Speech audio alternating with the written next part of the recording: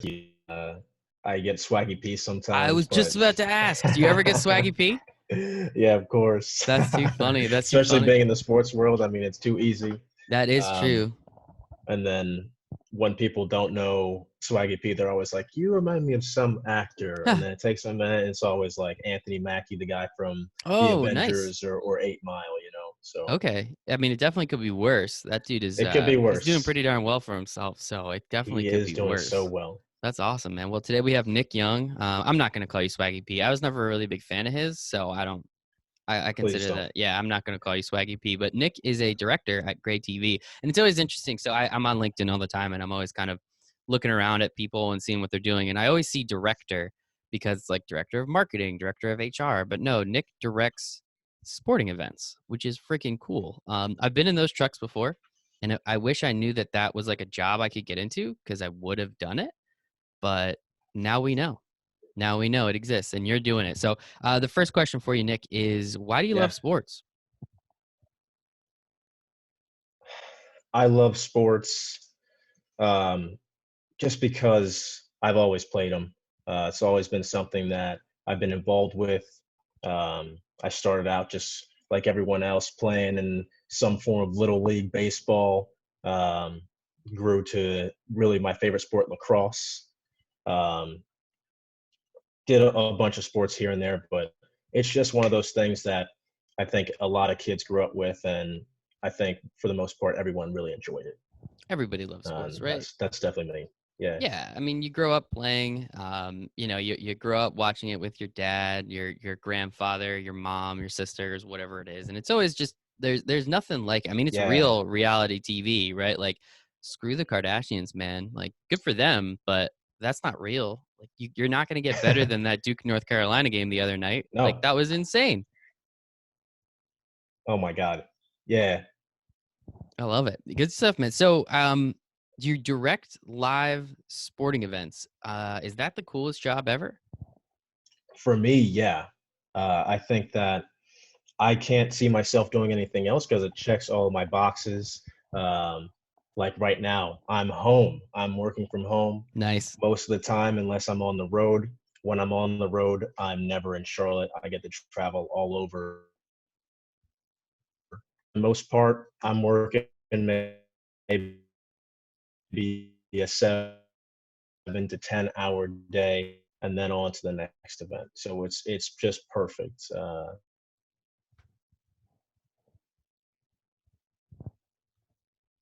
Uh-oh. Let's see if it pops back in. There you are. You there? Yeah, I'm here. I All can hear right. you. Yeah, I was gonna say, it sounds like your internet is cutting in and out. Tell Sarah to stop streaming Netflix or whatever she's doing while she's Hey, studying. Sarah, stop streaming Netflix right now. Cutting the internet out. Cutting the internet out, man. All right, yeah, we'll roll with it. It should be fine. It usually takes a second. So yeah, if you don't mind just answering, you were pretty much cutting in and out the whole time. So Sure, you're at sure. home, you're enjoying yourself.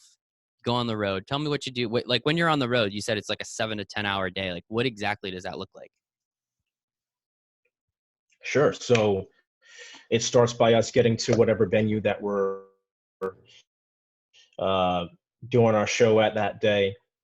We take all of our equipment out of the truck and start setting up. We run cables, set up our booth, set up our cameras, fax everything out, make sure that I can speak to our camera operators, make sure that we're speaking to everyone in the truck. And there's a lot more than just me. There's our bug operator, our graphics operator, our producer, our replay operator, sometimes two replay operators, depending on how big the show is. And then it's the producer and the director. And so we're just making sure that we can communicate, making sure that every angle that we need, we've got. Sometimes we'll set up beauty cameras. Those will be unmanned cameras that could be on top of some stanchion somewhere. It could be in a hallway. It just really depends on what we're trying to get out of it. Um, and then finally, um, as we get closer to the show, we'll do a lot of pre-pro, stands for pre-production. So any sort of video packages that we have, Sometimes those need fonts on them. Sometimes they need music on them. And we'll just knock everything out. Even the open sometimes. A lot of people always think that the open to a show is live, especially in sports. Sometimes it is. A lot of the times it's not. Sometimes, we'll take bits and pieces of maybe we got cheerleaders getting hype, we got fans getting hype, and we're just going to hold that in tape or roll it back when we do our open animation, all that sort of stuff. So we can really hit on the excitement, get everyone ready for the show, and then just kind of make it one of those pieces where people don't want to change the channel. 100%, man. Yeah, that's the thing now, especially with so many options, as we were just talking about with like Netflix. You can turn something off real quick and go to something else that catches your attention. So you make a really good point, needing to kind of keep everything together. So it sounds like cheerleaders. It sounds like, what kind of events do you normally direct? So for me, um, there is no real normal. I go back and forth. Right now, my schedule is a little bit of Major League Rugby, lacrosse, and basketball, with cornhole thrown in there as well. Let's go.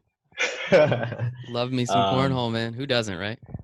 who doesn't, right? It seems like every time I'm on that show, someone comes up to me like, "Dude, that was so awesome! Like, I can't wait for the next one."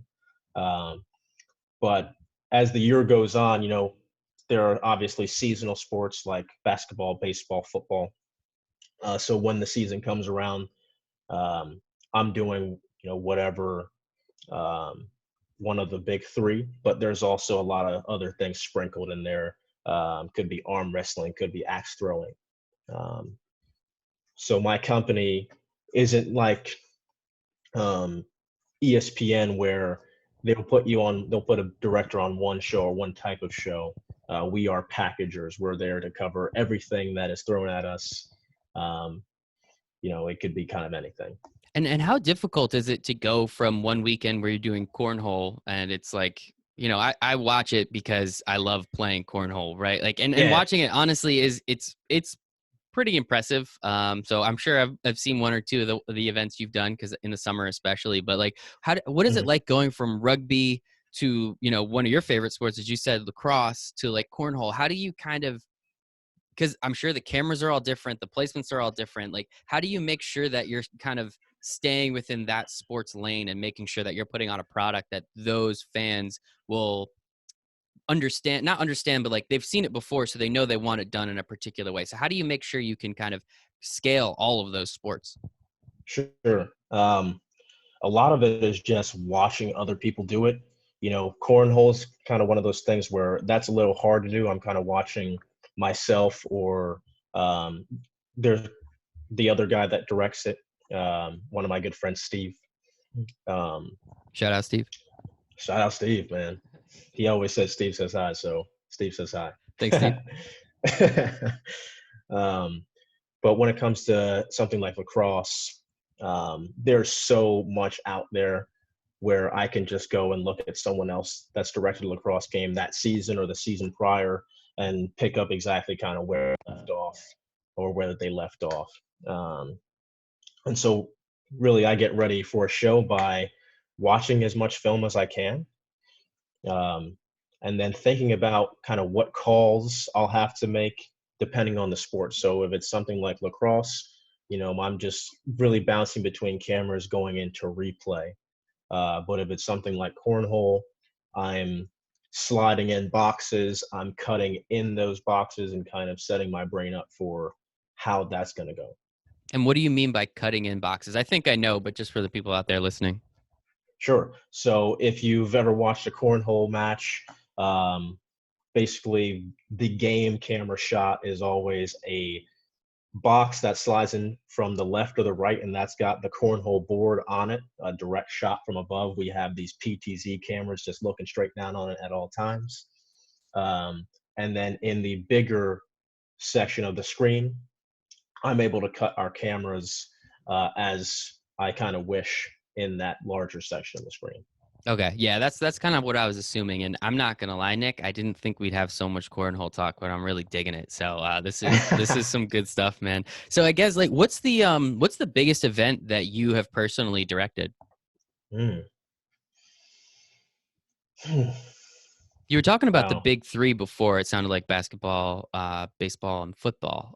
Any like Yeah. NFL games or bigger college games that you've been on or anything? So it's a toss up between I did the Furman versus Wichita State NIT game last year during the basketball season, late in the season. That was a pretty big game, a lot of turnout there. Um, and then also, I got to direct a WNBA game. Um, That's pretty sweet. yeah, that was awesome. That was definitely the most I've ever gotten paid for a game. Hell yeah. Um, and one of my biggest experiences just because I got to work with a lot of people that were older than me.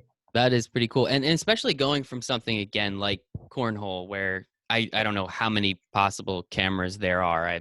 You tell me. But then being on a production like a WNBA game where it's significantly bigger, how much extra work or how much more like understanding has to go into one of those productions versus something like axe throwing where again I'm assuming, or like darts where it's probably not hyper intensive compared to what you're doing with the WNBA game. Right. Um, well, for a WNBA game, you're going to want to know players, you're going to want to know coaches, and then some of the storylines. And that doesn't necessarily differ too much from something like axe throwing. You still are going to want to know some of the storylines, but it's almost impossible to know the players because they are not nearly as popular. Um, and also, sometimes uh, those things are tournament style, so you might not see the same players in one tournament versus the next because they might just not qualify. And that makes sense. I mean, again, it's axe throwing. It's something fun that we get to do on the weekends and drink. So kudos to them for turning it into a professional career. I mean, hell yeah, that's awesome. And to you too Yeah. for being able to direct it. I think that is super cool, man. And oh man, I just had a really good question. I wonder where it went. Oh well. So with like, I mean, what so your company, okay, no, I remember. Here we go. And this is why it's not live. How perfect is that? I'm not going to edit it out, but this is why it's not live. With with doing all these different sports, do you have I have to assume you have a different set of play by play and commentators each time. Like how Mhm. much of a rapport do you build up with them, in the lead up to an event or through the week, or is it pretty much that day it's just like, hey, I'm Nick, like how you guys doing? Let's rock and roll. Sure. Well, for me, my rapport with them is built up the day of the event. Um, Talent is one of the things that the producer deals with directly. And Okay. so while I know these guys, I'm not talking to them nearly as much. The producer is the guy that's filling them in on what storylines are out there, and that it's a conversation between the two. It's not Yeah. sort of just a one-sided thing, because these guys really do their homework. Because they're able to talk for 2 hours straight about cornhole or Love axe it. throwing or baseball, uh, and that's Hey, really hey, really hard to baseball, do. baseball. Come on, man. It's not that hard. No, I'm kidding. I see. I feel you, man. I feel you. It's funny because so many people think they can do it, right? Like Right. everyone probably thinks they could. I mean, I love baseball, and I do think I could talk about it for 2 hours. But I'm sure when the camera's on and when it's rolling and you're going, it probably you're running out of things to say. So I could see it being a little bit harder than most people really think it is. Yeah. Yeah, well, the good thing is that sometimes silence is enough. Sometimes silence is enough, and it allows kind of the drama to build up. Let the crowd talk, man. I want to listen to Yeah, them. Oh, one thing yeah. for you, and this is a personal thing, and I know you're much better at your job than I am, but when a home team is losing, please give me more Mhm. shots of like surrender cobras. Just the crowd just looking super depressed. That's my favorite thing about college sports is watching the home team lose and all like those cute girls and like those drunk guys just like, you got to be kidding me. How did we lose this game? And I just Yeah, love those shots so much, man. I will definitely try to give them to you more. Well, yeah. Well, when you're on like the CBS broadcast with Brad Nessler, then I'll know it's you. Just give me a shout out. What's up? What's up, Mike? Thanks, Nick. I appreciate it. So how how'd you get here? I mean, you're a relatively young dude, right? When did you graduate college? 2015. 2015. So same year as a year after me. So you're what, 27, 28 years old? Uh-huh. Yeah. 27. So I mean, this is I know people that do this that are like 50 something. And it didn't Sure. quite. It took them a little while to get here. Um, Clearly you either rose through the ranks or you're really darn good at what you do. So what does that ladder look like to get up to, directing these live sporting events on a weekly basis? Sure. So I guess I'll start by your first question, how I got here. Hmm. Um, Started at High Point University doing small time Big South games, running camera. Started directing for them, doing those same small games, and then moved down to Charlotte right after I graduated. And luckily got in contact with the people at Webstream Sports. Uh, like I said, we are now Gray TV, so we've grown quite a bit, and I've been with them 4 years. So really, I think what got me to where I am, other people, watching the people that I work with direct, and I'm able to do replay as well. So I would be on, they call it tape.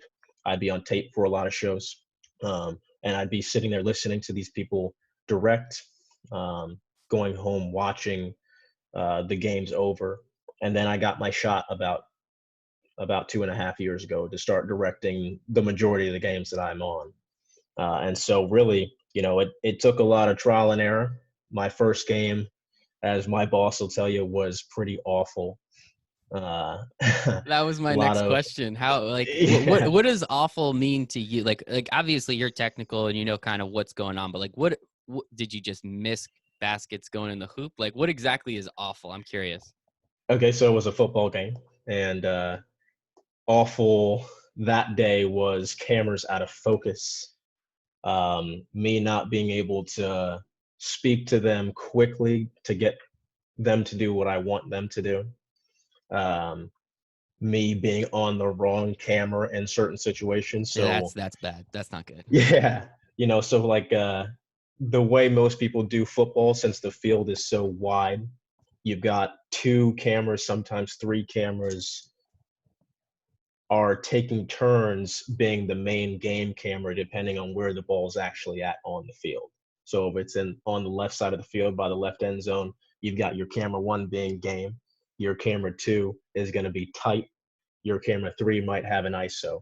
And so not basically when I did it my first time, I might be on camera two when we're all the way over to the left. Oh no, Um, that's funny. yeah, yeah. At least we can It laugh was about it now, right? That's the important part. Yeah, that day I did not laugh at all, man. That day I got back in that car and I drove back to Charlotte. It was like, holy shit, that was That's funny. Do you remember who was bad. playing? Monmouth University and someone else. Nice. Monmouth, New Jersey. Let's go. Let's go. All Yeah. right. Well, I'm sure if it makes you feel any better, I live here in New Jersey and I don't know too many people that watch Monmouth University football games. So I know basketball. Basketball's they're relatively okay at basketball, but I think you're fine. But yeah, man, I mean it happens, right? There has to be a trial by error. It's a live event. Like they're never, I think there's a man that once said, blanket, we'll do it live, right? So it's just one of those Yeah. things that it's gonna happen, and we're gonna do what we do.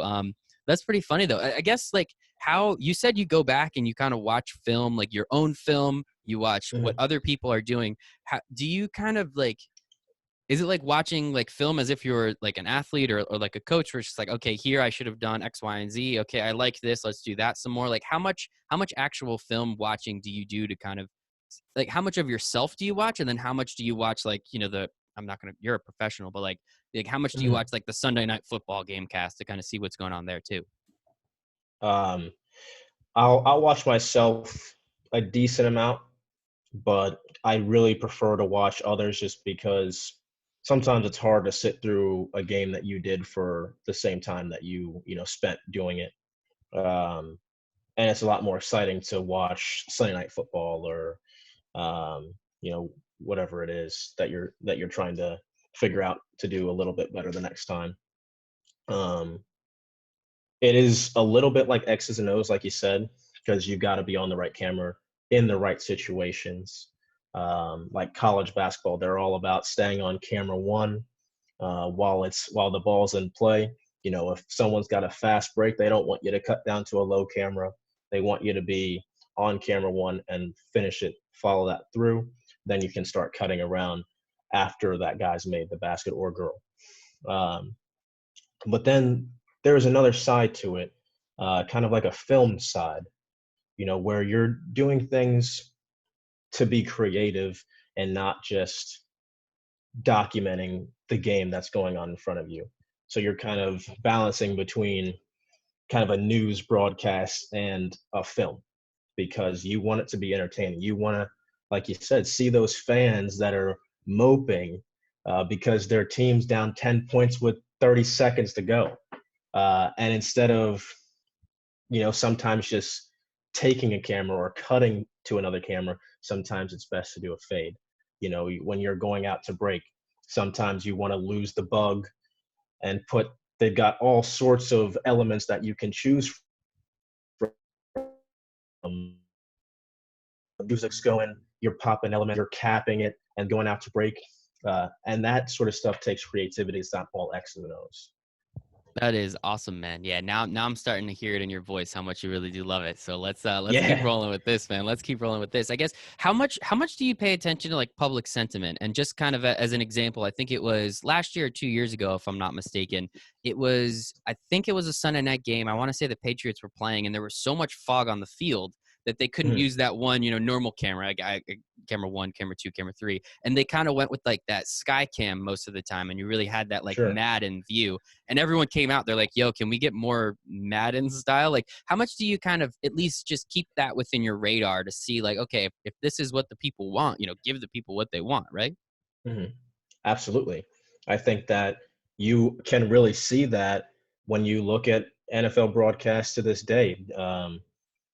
There are some broadcasts, especially, you know, if you're going on your Apple TV and going on to ESPN Plus or, you know, whatever sort of app that you have, um, you can literally look at the game through just the Skycam if you want. You see it in even a lot of in-house shows. If you ever go to like a Panthers game, they've got one normal cut and they've got, you know, to the left or to the right a Skycam cut because people love it. People play Madden. I play Madden every day, dude. The only time Let's I go. don't play Madden, yeah, is when I'm up here in Raleigh visiting my girlfriend, just because I want to be focusing on her.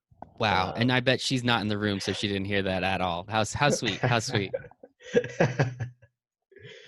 Too funny, man. Yeah, I think it's so interesting kind of how the public can really sway a lot of things. I mean, pretty much Mhm. anything the public, once, and it's really funny because Twitter, it's a loud minority more times than it is like a loud majority, but it's always very Sure. interesting. And I guess going back to a point you were talking about before, how do you kind of toe that line of making sure that you are, as you said, the newscat, like people, we want to watch the game. Like, how do you make sure that you're not being too creative and doing too much stuff to like take it over the top where people are just like, what the hell am I watching, man? Just let me watch the game. Sure. Um, it really stems from feedback. You know, every week there's always a call, whether it be a college basketball call, baseball, whatever it is, and we're talking about those things, about how you know, we liked it as the sports broadcasters, but also what our girlfriend said, what our relatives said about the broadcast, what they really liked, what they didn't like. Um, and then, you know, as a larger group, we get together and look at these, you know, look at edits, talk about them. Um, Ultimately, it's a decision typically from a higher up that says this is how we do it. But there's always a bit of wiggle room depending on um, the situation. Yeah, of course, of course. There's always going to be. Does is it? And I don't mean this to come out negative if it does, but like Mhm. understanding you're not calling Sunday night football. It's not the Mhm. Giants at 1 o'clock here in New York. It is some of these lesser events. does Sure. that does that allow you to be more creative? Does that allow you to kind of know like, hey, like 100 million people it's the Super Bowl, like maybe Fox shouldn't display these brand new graphics that look really, really stupid at this time. Like maybe we should use this somewhere else. So do you does that give you more of an ability, or do you try and just stay conservative with it? How do you look at that situation? I absolutely think it gives you more chances to be creative. Take the AFL, for instance. Lot fewer people watching the AFL last year. Now, this year, the AFL doesn't exist. The Um, AAF, but the AF. yeah, Yeah, yeah, um, it's gone. At least we have the XFL now. You gonna get to do any of those? at least we got the XFL. It's not on my schedule yet, but I know a lot of people, so hopefully. Hell yeah, man! I'll cross my Um, fingers for you. But yeah, that's got to make it way more interesting because you kind of like it's cool because a bunch of people are still watching you, but at the same time you still right. have a little bit of room to play with. Right. But yeah, I mean, they had all these different things in the AFL. Like they had hat cams that the referees wore, pylon cams, all that sort of stuff. And that was displayed on a smaller scale and it made its way straight into the NFL because so many people were like, dude, that's it. NFL game, you got cameras everywhere, whether it's in a pylon, whether it's in a freaking referee hat, whether it's in even the first down marker. I mean, they've got cameras everywhere there. And from your perspective, Mhm. what's it like? Like, how do you? I mean, learning how to use those, right? Because I assume if an event's not going on, you're not really directing it. So how do you start to like? Is it a slow burn? Do you try and just jump in and be like, all right, pylon cam, go? Who cares? Like, how do you kind of gauge that? Like the first or second time using those new tools? It's definitely thought about going into the game like, hey, if we get into this situation, we'll use this. But it's also like, guys, if there's an opportunity to use this camera, let's use it. Whether it be coming back from a break, if it was just a crazy tackle and it happened to be right there by the camera, or if it's an element, how am I going to get this element in? What situations could I get it in? And sometimes your first thought, you're like, hey, I'd like to use this. For me, I'm TDing and directing, so I'm kind of talking to myself like, hey, next time we go to break, I'm going to try to use this element. Or maybe I'm talking to my replay operator, hey, if you've got a good look from the slam cam, like let's show it next time we go to break. Um, but ultimately, it just happens whenever it happens. Yeah, If yeah. we I get the guess opportunity, yeah. you get it. It's like a new toy. You probably want to use it a lot, and then realize, okay, maybe I don't have to use it every single time, and then really start to get to understand how it works. And I guess another question, like how many like happy accidents do you fall upon? Like maybe like you Mhm. weren't supposed to stay in a camera for a little too long. Just an example, the Chiefs during the Super Bowl run. I can't remember if it was the Titans game or the Texans game, but they were running a kickoff back, and they stayed with to me what was like the wrong camera. Like I wanted to see the kickoff, but for whatever reason, they stayed with like the up close of the kick returner, and he fumbled the ball and Mhm. like popped right in the air, and it was beautiful how it worked. But it totally wasn't on purpose. So like how often Yeah, does something like that happen where you're just like, yeah, that was that's what I was supposed to do there? I think more often than not. And it really depends on your camera operator. Like those guys do not get enough credit. These guys are such professionals to be able to hold their shot, to be able to open their lens if they see something crazy happening, or tighten up depending on what the scenario is. Um, and one guy told me, you always think about your shot, the shot that you're on. Is the next shot any better than what I have right now? If you can think about that in a scenario where whatever you were talking about with the Chiefs staying with the broadcast staying on the wrong camera in that situation, maybe the other shot that they were going to go to wasn't any better. Maybe it was worse. And so I think that in those situations, though it's a little bit of an accident, then something like a light bulb turns on. It's like, whoa, like this is cool. That worked I'm gonna out. stay with this. Hell yeah, I Yeah. like that. I like that. And speaking of the cameramen, and as you were talking about, a little earlier in the conversation, all the people that are on the broadcast, how many people are you typically talking to during like one, normal, sporting event? Like how many different cameramen, producers, like how many people in the room with you? Like, are you Hmm. the head honcho, just making sure everyone's in the right spot? So I'm like on the lacrosse broadcast I did, Johns Hopkins Towson. Uh, we had 5 camera operators talking to all 5 of those guys, um, talking to the bug operator, talking to the viz operator, the replay operator, and then my producer's talking to me. So I'm just talking about 8 people at once. Um, Just 8 people at once. just 8 people. Just Yeah. 8. Okay. While running the show. So a lot going on. Yeah, man, that it's always interesting. I've seen a few. I've seen an NFL event. A good friend of mine. He's a director for Fox and does NASCAR, and he's done a bunch of NFL games. He's won like 6 or 7 Emmys. The dude's incredible. And he Wow. invited me. Yeah, he invited me to a game at MetLife Stadium. And he's like, yeah, just like come hang out in the truck. Just don't talk, because obviously we're doing stuff. And it was just so cool how many people he's talking to at once. He's super relaxed, but he's got all this stuff going on. He's doing all these things. And it was so cool just to kind of watch it all happen. And obviously that's a Yeah. huge production. It was like a NFL Sunday 1:00 game. It's not Sunday night, but it's crazy. And then I've seen some lower budget productions, but it's the same thing. That person is just on it at all times, talking to everybody, making sure everyone's in the same spot. And it's just so cool. I guess, like, what's your favorite part about being a director, especially when like there's people watching me right now? Mm. My favorite part is just having the control. Um, and sometimes it's easier than you think, just because typically the bigger the show, the easier it gets. There might be more sponsors, more promos that you have to get in, but you've got more cameras, so you got more places to do it. If it's like an NFL show, you've got not only your replay guys, but you don't have to talk to them directly because you've got a replay producer that's saying, let's go here, then we're going to go here. And then the director of that show is not TDing like I am. So, he's just watching the screen, not to take away from what he's doing. He's doing a whole lot, but it's much more streamlined. And that's interesting that you said it's Mhm. it's it's easier with more cameras. That's really More interesting. people, I would say, just Okay, just okay.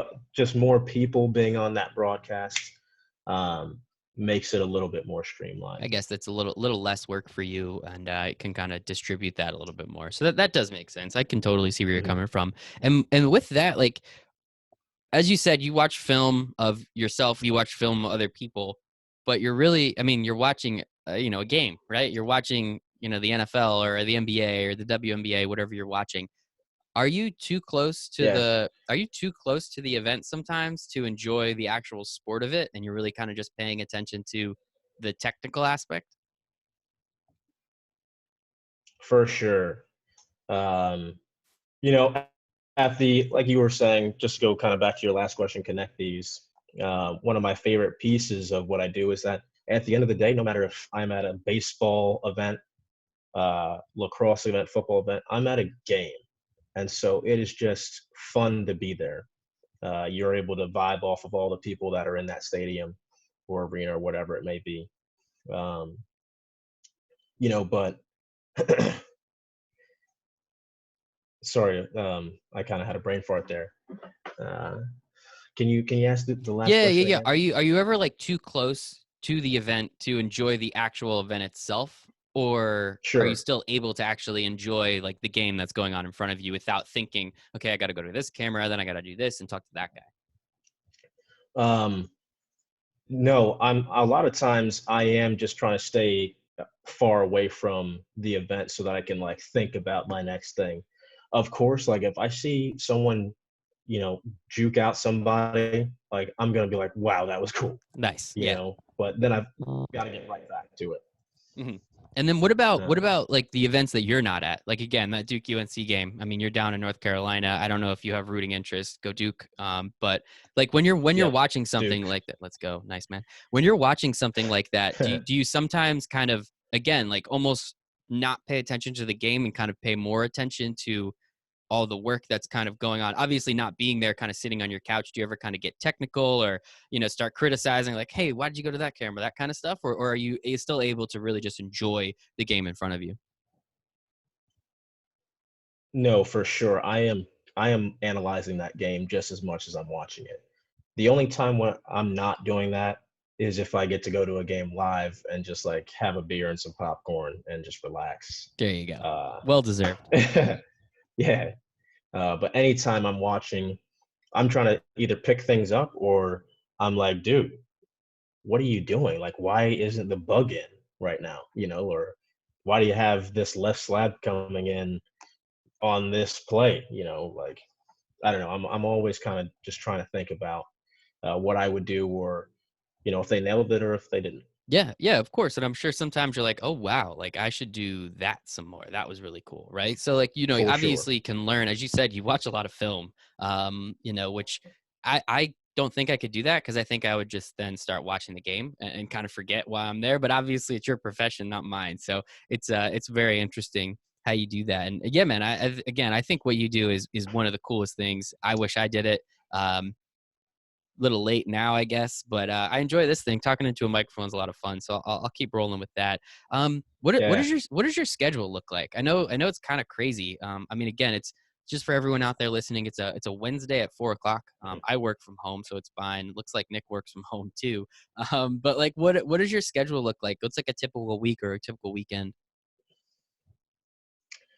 Typical week for me is I'm off Sunday, Monday. Typically, I'm flying back on a Sunday or driving back on a Sunday from wherever I was. Um, I try not to do too much on Mondays, but answer some emails. Tuesday, um, having my meetings. We may have coach calls. Um, if there are any elements that I need to put together for a show, sometimes we get like tier one elements from ESPN or CBS, wherever it's from. I will have to make sure those work well. So I go into the truck. We have our trucks, at the office, so we can go into them anytime. Um, and then, maybe doing the same thing Wednesday. By Thursday, I'm packing. Friday, I'm on the road. Saturday, I'm doing the game. Sunday, I get to come home. Damn. So it's a pretty intense schedule. I know Yeah. you said Monday you kind of just answer emails, but something tells me there's a few emails you have to end up answering. Yeah, a lot of the times there are a few emails because not everyone's off on Mondays. It's like, hey, 9 a.m. I'm Yep. at my job. Let's start working. Yeah, man. Uh, Oh, that's pretty cool though. But I mean, again, like what's cooler than getting to go? You get to go to these sporting events. You get to give people at home watching something enjoyable to watch. Like I just think what you do is so cool, man. And I'm real excited to when you finally get up to that like Sunday night, NFL countdown kind of thing. I can be like, oh, hey Nick, I see your name pop up in the credits. Like, hey, Nick's doing this one. That's kind of cool. So that's good stuff, man. I guess some other questions I have, just out of curiosity, like, do you only do sporting events, or do you do all other types of live events? Are you interested in like getting into TV at all? Like, what are some of your goals, I guess, personally? um, so sometimes we'll do corporate events or media day events. Um, I think one of our trucks just recently did part of the Westminster Dog Show. Um, Awesome. Yeah. So we definitely do a bunch of other things.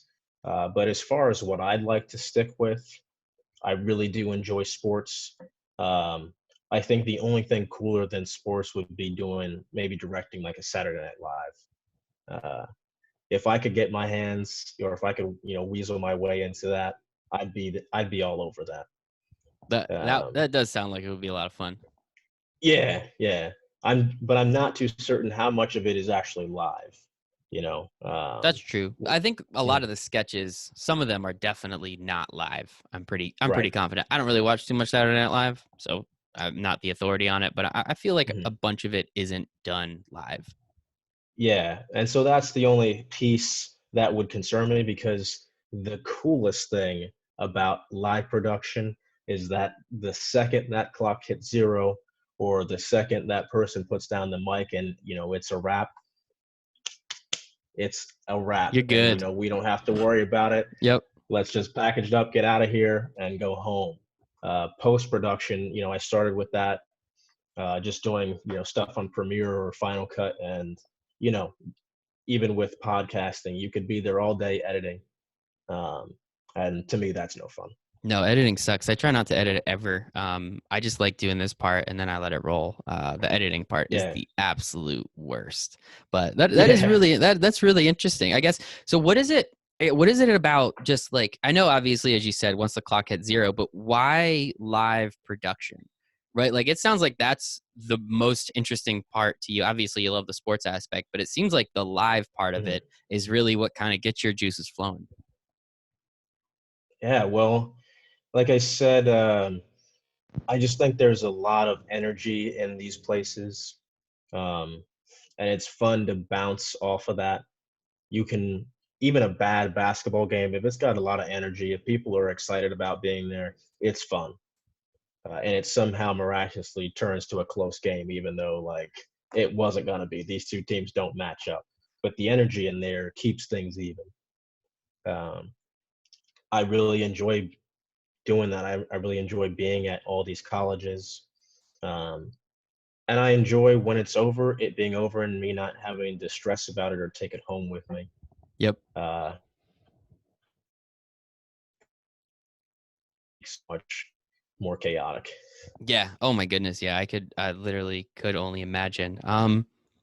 What about so just out of curiosity, again, with your company, it might this question might not really matter too much because you guys are kind of contracted out to a lot of different events, but with all like the streaming wars with like Twitch popping up, obviously Amazon Prime and like some of these other places, have you seen is that going to affect you at all? I mean, maybe in the future if you start to work for one of those companies, but is that something that you're kind of paying attention to and seeing like kind of what's coming on the horizon, like MLB TV and like some of these other things? Yeah, well, you have to be up on this stuff because it's absolutely affecting us now. How so? With the whole well, if you're talking about streaming esports, um, I have this conversation a lot with the people I work with. How do you do it successfully? People have tried to put it on local television stations. Um, that's not the way to do it. What kid is watching a local television station trying to watch, whatever, League of Legends or something like that? No, they don't ever want to do that. They want to stay on their laptop or be able to pull it up on their streaming device, and we have to be there when they want that. Even things like the ESPN app, that's relatively new. Everyone's signing up for their $5 subscription to ESPN now. Um, Before, our company used to do a lot of ESPN3 work, but now that all of that stuff just goes to the app and no one's really watching it, now schools take over that broadcast, and they're able to employ their students, maybe giving them a little bit of a stipend, because the games, just quite frankly, aren't as important as the network games. So our company kind of got pushed off of that to the network games, and for me, that's a lot more fun. We're doing bigger games, but at the same time, uh, maybe a bigger kind of CEO perspective, that might be a scary thing because you don't have the volume. You've just, you kind of spread a little thin at that point. So there, it's definitely something that we have to stay on top of if we want to last. Yeah, and obviously, you adapt or die, right? Like that's a pretty just common Mhm. thing in business. But you brought up a really interesting point. Like, when you do these games, are you ever thinking about the person watching on their mobile device or the person watching on their laptop, or are you pretty much just like the best shot is the best shot no matter what you're watching it on? I think the best shot's the best shot. You can just rotate your phone to kind of make it almost exactly like your TV. Um, so no, I really don't put much thought into um, picking the shots based on what people are watching. However, I have been trying to kind of make it so that if those people watching, or those people, maybe leading up to the game, people are taking, cell phone footage on their phone, not being so picky as to like what we take, whether it's shot vertically, like you'd be shooting, or taking pictures, or that kind of horizontal view, which you should be taking videos in if you want it to be on a broadcast. I think it's kind of cool and intimate to show things from a different perspective and not be too uptight about how it comes in. Yeah, and that makes sense. I was just curious. I wasn't sure exactly how that might change. And then I guess same kind of perspective. Like how much are you trying to pay attention to that highlight, right? Like that Steph Curry. No, Steph Curry doesn't dunk. I'm sorry. That LeBron James dunk. How Mhm. do you like make sure like, oh my god, like I really need to get it from this angle because that's going to be the highlight. That's what's going to catch everybody. Like how much do you try and pay attention to that as well? Sure. Well, that's kind of more of like a tape issue. Oh, okay. Okay. So if there was a big James dunk, um, typically you would send a melt. What that is basically just every angle or your best angles of Okay. every play. Hmm. That makes sense. Okay, I wasn't sure if that's on you or not, but it sounds like it isn't. Um, all right, Nick. I mean, this is awesome. One last thing, like, what's next? I know you said end goal, like if you could weasel your way into SNL, and I might actually have a couple connections for you there. But like, what's hey, we'll see what happens. But like, Heck yeah. what is plus that means you and your girlfriend or your girlfriend can come back home up to New Jersey. That'll make her life a little easier, I bet. But Heck yeah. um, She would love uh, that. but like what's next? Like I mean, obviously you've been working for this company for a little while, as you said, 4 years. They were just recently bought out. Like is it Mhm. just moving up in the size of event? Is it starting to work in a specific sport so you really start to get better? Like how does this work in your line of work? I don't really know. Sure. That's a loaded question. Heck yeah, it is. let's And let's do it. Shoot that gun, man. Let's go. for a lot of people, I think what's next is, you know, bigger broadcasts, you know, whether that be more Duke and Carolina games for me in this North Carolina region, Panthers games. Buddy, Um, when you get the Duke North Carolina game, please shoot me a message. I've been Cameron Crazy's on my bucket list, so if you get one, I just let me got you. know. I appreciate it. Absolutely. Absolutely. But with that territory comes a different lifestyle altogether. Basically, my options are get noticed by a network, whether that be Fox, CBS, ESPN, and then sign on with them. Um, I had a coworker who recently did that, and I think he's loving it. But he's traveling way more than he ever was with this company. Instead of, like I told you, my schedule where I'm gone Friday, Saturday, Sunday, he's gone Tuesday through Sunday, gets back, Sunday, and goes back at it on Tuesday. He might be in 3 different cities in a week. Um, I think my girlfriend would hate me if I did Don't worry, she's gonna be just fine. She's an awesome girl. that. Does that come with the sport? Like, is he doing a bunch of college basketball games? Or does it more come with the network? They're like, okay, you're really good at this. You'll do 2 basketball games, and then on Sunday you do a football game. Like, how does that aspect of it work, especially I up I there? think it's I think it's all based on the network. He's doing a lot of gymnastics, a lot of college basketball, um, and kind of whatever else they'll throw at him. Um, so that's one side of it. The other side would be a freelance side, where that's what a lot of my friends in the industry do now. I got a lot of friends that work for the Panthers, for the Hornets, for the Charlotte Checkers, and they're a little bit more local. Um, but I like getting paid every 2 weeks, It's not bad. and so I don't know if I would want to jump to that so quickly. Um, and then I guess the third option would be to try to stay with this company as long as possible, move up, you know, kind of keep getting those bonuses, all that sort of stuff. So um, I'm not too sure yet. I'm not too sure exactly which route I want to take. I would love to be able to not miss people's birthdays, um, Yeah, be around for the that's big stuff. that's sports though, right? Like I talk to so many people in this capacity and understanding, like the first question most of the time you're asked are, how do you feel about working nights and weekends? Yep. Because that's Yep. when all the games are on, right? Like that's when everybody else is off, so they can watch the game. But you wanting Yeah. to work in the industry, you kind of have to be there, right? Exactly. So, I mean, I've missed pretty much 3 Thanksgivings in a row. Um, Nearly missed Sarah's birthday last year. No. Luckily, I came right on the 10th, so she wasn't too pissed, but it was like right after a game. Um, and so there are a lot of sacrifices that you have to make, um, which is why I try to kind of find other avenues like real estate, um, or just other side kind of gigs just to give myself some options. Absolutely. That's pretty interesting. But I love it, man. Again, I think what you do is awesome. I understand if you're not totally sure what the next step is, but I always like asking people and just kind of curious like what is coming in the future. So Mhm. man, that was great. That's all I got. Nick Young, director. Is it just director? Is it TV director, live sports director? Like how do you like to Uh, say it? Director's fine. All Director, right. remote production if you want to get fancy. Nah, I'm not that fancy. Director at Great TV. Nick, sincerely appreciate your time today, man. Thank you so much. Thank you.